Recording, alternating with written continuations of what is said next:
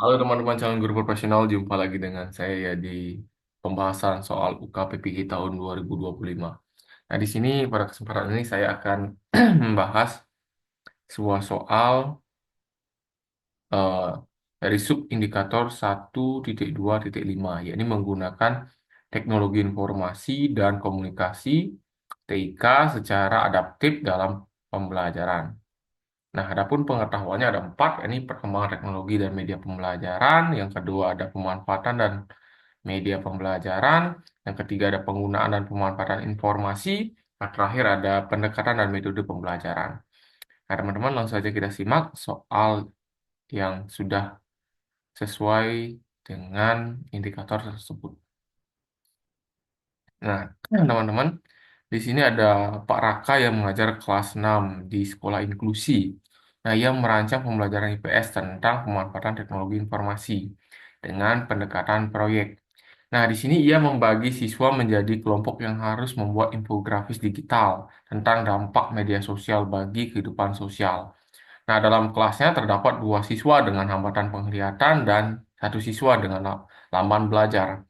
Nah, dalam pelaksanaannya, siswa dengan hambatan penglihatan kesulitan berkontribusi karena tidak semua anggota kelompok dapat membantu. Nah, dan lamban belajar ini, siswa yang lamban belajar ini kesulitan mengikuti perkembangan teknis dan pembuatan infografis. Nah, dari kasus Pak Raka ini, teman-teman ya, apa langkah yang paling tepat yang dapat dilakukan oleh Pak Raka dalam pembelajaran berikutnya untuk mengoptimalkan pemanfaatan TIK secara adaptif? Nah, option A ada mengganti proyek digital dengan poster manual agar semua siswa berpartisipasi. B, membuat kelompok khusus siswa berkebutuhan khusus agar tidak tertinggal. Atau C, menyediakan perangkat lunak pembaca layar dan pendampingan teman sebaya ya untuk siswa disabilitas.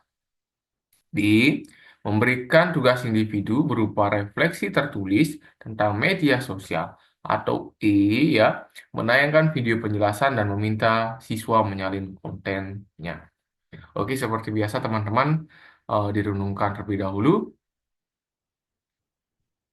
Oke, teman-teman, kita mulai dari bedah dulu studi kasusnya ya. Seperti biasa ini diketahui secara umum ya, sekolahnya itu inklusi. Ada dua berarti, yang siswa ada siswa reguler dan siswa berkebutuhan khusus. ABI. Oh, ABK. Sorry, ABK. Nah, ia merancang pembelajaran IPS di sini, diketahuinya, tentang pemanfaatan teknologi informasi. Nah, menggunakan pendekatan proyek. Ini kekuatannya, pendekatan proyek. Nah, ia membagi siswa menjadi kelompok yang harus membuat infografis digital. Oke, infografis digital ini potensinya. Nah, ini juga sesuai dengan subindikator tadi, yakni penggunaan teknologi informasi dan komunikasi ya, yang adaptif dalam proses pembelajaran. Kemudian ada dampak, nah tentang dampak media sosial bagi kehidupan sosial. Nah, namun ada permasalahannya. Ini kelemahannya yang diketahui ada dua siswa ya dengan hambatan penglihatan dan satu siswa laman belajar. Nah, dalam pelaksanaannya ya, siswa dengan hambatan penglihatan ini kesulitan berkontribusi ya dalam dalam kelompoknya karena tidak semua anggota kelompok dapat membantu ya. Kemudian siswa yang lamban belajar ini ya kesulitan mengikuti teknis pembuatan infografis. Sehingga proses pembelajaran eh, keseluruhan belum berjalan maksimal ya. Nah, untuk membantu Pak Raka ya dari hal-hal yang sudah diketahui ini ya, kita harus memecahkan permasalahan. Nah, di sini ada infografis digital, artinya pembelajarannya sudah menggunakan TIK sesuai dengan subindikator tadi. Nah, kemudian ada pendekatan berbasis proyek di sini. Nah, ini kan ini berkelompok. Nah, dari yang jadi permasalahan di sini adalah penglihatan. Nah, ini kan tidak ada permasalahan di sini untuk ini. untuk siswa yang mengalami hambatan penglihatan. Nah, dia ini perlu semua media yang lain ya untuk untuk memfasilitasi dia. Ini perlu media yang lain untuk mengatasinya. Kemudian yang lamban belajar ini. Nah, media sudah disediakan oleh guru, tapi tetap di laman belajar. Nah, sehingga apa? Perlu pendampingan ya. Nah, pendampingan di sini bisa guru ataupun teman sebaya atau temannya, sehingga dia bisa mengikuti perkembangan teknis pembuatan infografi secara maksimal lah seperti itu. Nah, sehingga jawaban yang paling tepat adalah C, teman-teman. Yakni menyediakan perangkat lunak, pembaca layar, dan pendampingan sebaya untuk siswa disabilitas. Nah, seperti apa yang saya sampaikan tadi ya, perangkat lunak pembaca layar ini untuk siswa dengan hambatan penglihatan. Kemudian pendampingan sebaya ini untuk yang lamban belajar. Sehingga apa? Bisa memenuhi semua kebutuhan belajar peserta didik. Ya. Nah, kenapa yang A? Kalau yang A ini menghindari penggunaan TIK ya teman-teman ya, sehingga tidak cocok dengan indikator tadi. Juga ini juga bertentangan dengan prinsip adaptif dan inklusif ya. Kemudian yang B ini ya tadi kan mengelompokkan secara khusus siswa berkebutuhan khusus ini akan membuat mereka terisolasi teman-teman ya. Terisolasi tidak sesuai dengan makna inklusi ya. Kemudian yang D ini tidak sesuai dengan ya karena tadi tugas individu ya tidak sesuai dengan prinsip pembelajaran berbasis proyek ya, sehingga ini kurang tepat juga. Nah, kalau kita meminta anak-anak menonton video dan menyalinnya saja, ini mengurangi keterlibatan aktif peserta didik dan berpikir kritisnya, sehingga kurang tepat juga. Sehingga yang paling tepat adalah C, teman-teman. Oke, kita clear lagi. Oke, kita lanjut ke soal yang kedua, yakni Pak Anwar. Studi kasus Pak Anwar ya.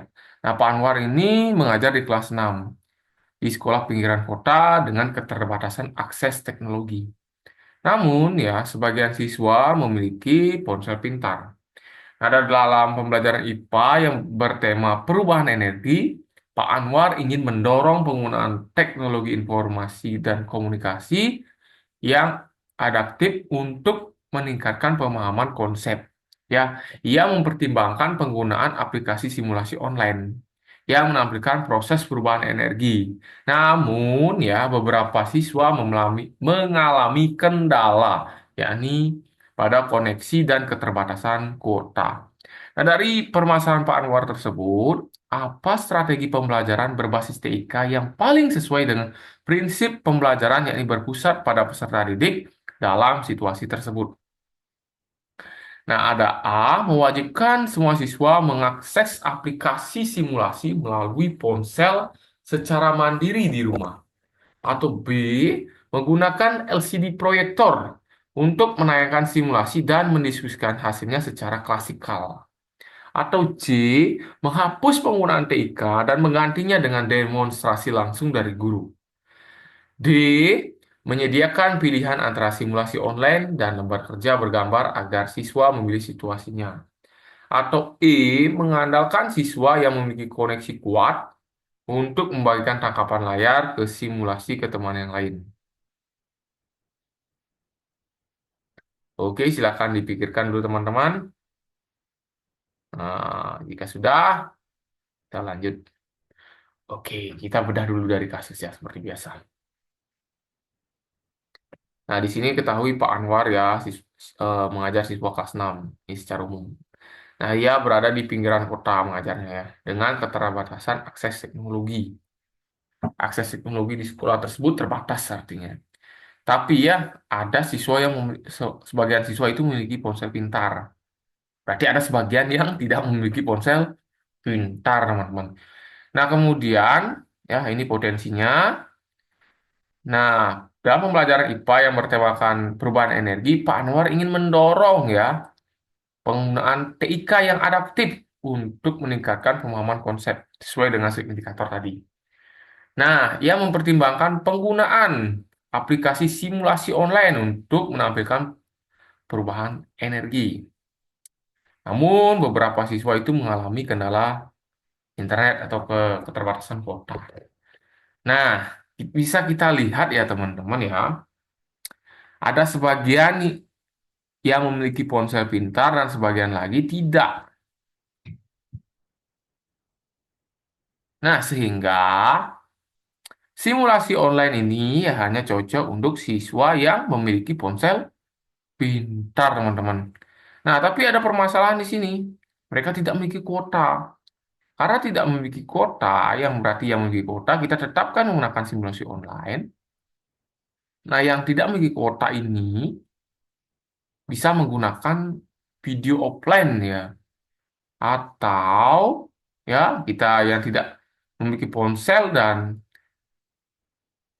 yang tidak memiliki kuota kita jadikan satu, yakni bukan menggunakan teknologi, tapi menggunakan media media yang lain ya. Sehingga memenuhi kebutuhan belajar peserta didik itu sendiri. Oke, maka dari itu jawaban yang paling tepat adalah D, teman-teman. Menyediakan pilihan ya antara simulasi online dan lembar kerja bergambar agar siswa bisa memilih situasi. Nah, karena situasi tadi ada yang sebagian itu kan memiliki dan sebagiannya tidak. Kemudian yang memiliki ini ada masalah juga dengan kuota dan keterbatasan internet. Ketika kita memberikan pilihan antara simulasi online dan lembar kerja bergambar, siswa bisa memilih situasinya berdasarkan kebutuhannya. Ya, sehingga jawaban yang paling tepat adalah D, teman-teman. Kenapa yang tidak yang A? Ini tidak adaptif terhadap kendala kelas, justru memperlebar kesenjangan. Kemudian yang B, ini menarik, tapi secara klasikal itu kan lebih dominan pada guru, dan ini kurang pak interaktif ya. Kemudian yang C ini ya menurunkan potensi pemanfaatan TIK ya. Nah, padahal di CIPI di sub indikator tadi ingin menggunakan apa tuh? Harus pembelajaran itu menggunakan teknologi informasi dan komunikasi. Sehingga ini kurang tepat, teman-teman. Nah, D benar ya. Karena apa? Memberikan agensi yang untuk mendukung siswa. Pilihan agensi untuk mendukung siswa. Nah, yang E ini kurang tepat karena apa? Kurang menjamin kualitas pemahaman dan tidak sistematis, teman-teman. Sehingga jawaban paling tepat adalah D. Oke, kita clear.